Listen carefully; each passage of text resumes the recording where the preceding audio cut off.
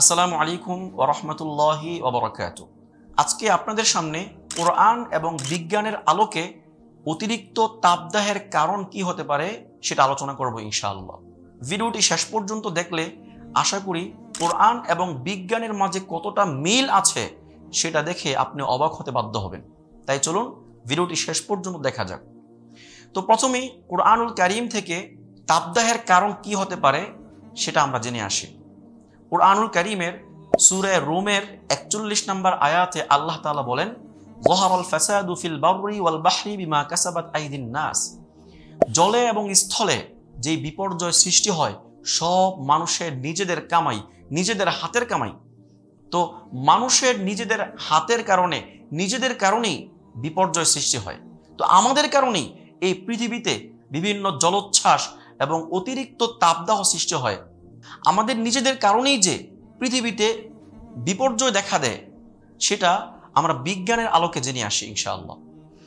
বিজ্ঞানের আলোকে তাপদাহ বৃদ্ধি পাওয়া এবং প্লাবন হওয়ার কারণ জানার জন্য আগে জানতে হবে যে আল্লাহ তাআলা এই পৃথিবীটাকে প্রোটেকশন দেওয়ার জন্য পৃথিবীর উপরে 5টি লেয়ার দান করেছেন। বিজ্ঞানের পরিভাষায় যেই 5টি লেয়ারের প্রথম লেয়ারকে বলা হয় ট্রপোস্ফিয়ার, দ্বিতীয় লেয়ারটিকে বলা হয় স্ট্র্যাটোস্ফিয়ার, তৃতীয় লেয়ারটিকে বলা হয় মেজোস্ফিয়ার, চতুর্থটিকে থার্মোস্ফিয়ার এবং পঞ্চমটিকে এক্সোস্ফিয়ার বলা হয়। তো এই 5টি লেয়ারের মধ্য থেকে তৃতীয় যে লেয়ার, যাকে বিজ্ঞানের পরিভাষায় মেজোস্ফিয়ার বলা হয়, এই মেজোস্ফিয়ারটার কাজ হচ্ছে পৃথিবীর বাহির থেকে সূর্যের যে আলো, ক্ষতিকর আলোটা পৃথিবীতে পড়তে যাচ্ছে সেই আলোটাকে ফিল্টারিং করে পৃথিবীতে প্রেরণ করে। এটা হচ্ছে মেজোস্ফিয়ারের কাজ। তো যদি কখনো কোনো কারণে মেজোস্ফিয়ারে ক্ষতি দেখা যায়, মেজোস্ফিয়ারে কোনো ছিদ্র অথবা মেজোস্ফিয়ার ক্ষতিগ্রস্ত হয়, যখন এই মেজোস্ফিয়ার ক্ষতিগ্রস্ত হয়, ছিদ্র হয়ে যায়, তখন সূর্যের ক্ষতিকর আলোটা পৃথিবীতে এসে পড়ে। আর এই আলোর কারণে, ক্ষতিকর আলোর কারণে পৃথিবীতে 2টা সমস্যা দেখা দেয়। 1 নম্বরে অতিরিক্ত তাপদাহ দেখা দেয়। আমরা যেই তাপদাহ স্বাভাবিকভাবে দেখি না, সেই তাপদাহ দেখা দিলেই বুঝবেন যে আমাদের তৃতীয় যেই লেয়ার অর্থাৎ মেজোস্ফিয়ারে ক্ষতিগ্রস্ত হয়েছে। তো মেজোস্ফিয়ারে ক্ষতিগ্রস্ত হওয়ার কারণে প্রথম যে ক্ষতিটা হয় পৃথিবীতে সেটা হচ্ছে অতিরিক্ত তাপদাহ দেখা দেয়। 2 নম্বর যে ক্ষতি হয় সেটা হচ্ছে পৃথিবীর যে অঞ্চলগুলো বরফ দিয়ে ঢাকা, সূর্যের ক্ষতিকর আলোর কারণে সেই বরফগুলো গলে যায় আর এতে করে বন্যা প্লাবন দেখা দেয়, যা আমরা ইতিমধ্যে দুবাই, কাতার, ওমান সহ কয়েকটা রাষ্ট্রে ইতিহাসের সবচেয়ে কঠিনতম বন্যা দেখেছি। এগুলো হয়েছে মূলত তৃতীয় লেয়ারের মধ্যে যে ক্ষতি, সেই ক্ষতির কারণে। যাই হোক, তৃতীয় লেয়ারে ক্ষতি হয় কয়েকটি কারণে।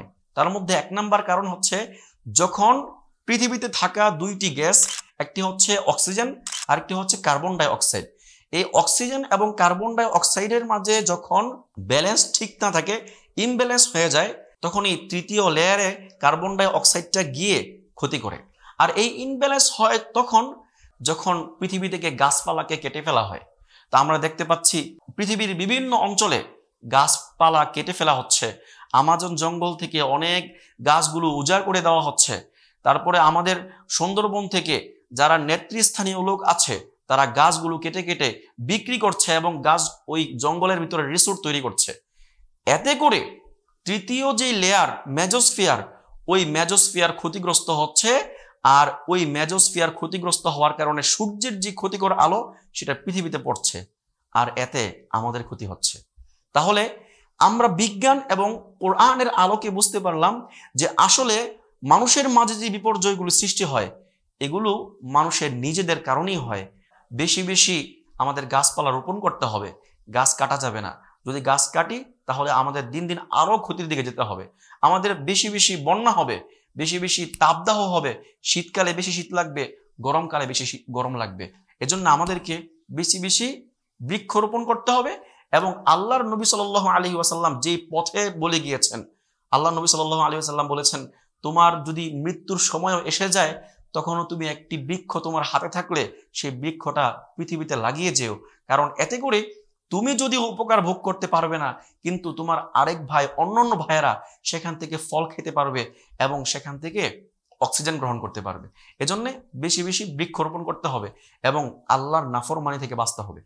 দুবাই একটি রাষ্ট্র, এই রাষ্ট্র মুসলিম রাষ্ট্র বলা হলেও সেখানে যে পরিমাণ নাফরমানি হয়, এই নাফরমানির কারণে অ্যান্টার্কটিকার বরফ গলিত পানিগুলা আল্লাহ তাআলা দুবাইতে এনে দিয়েছেন, আর এতে করে দুবাই প্লাবিত হয়েছে। এজন্য আমাদেরকে আল্লাহর নাফরমানি থেকে বাঁচতে হবে। আল্লাহ তাআলা আমাদের সকলকে বিষয়গুলো বুঝার, আমল করার তৌফিক দান করুন।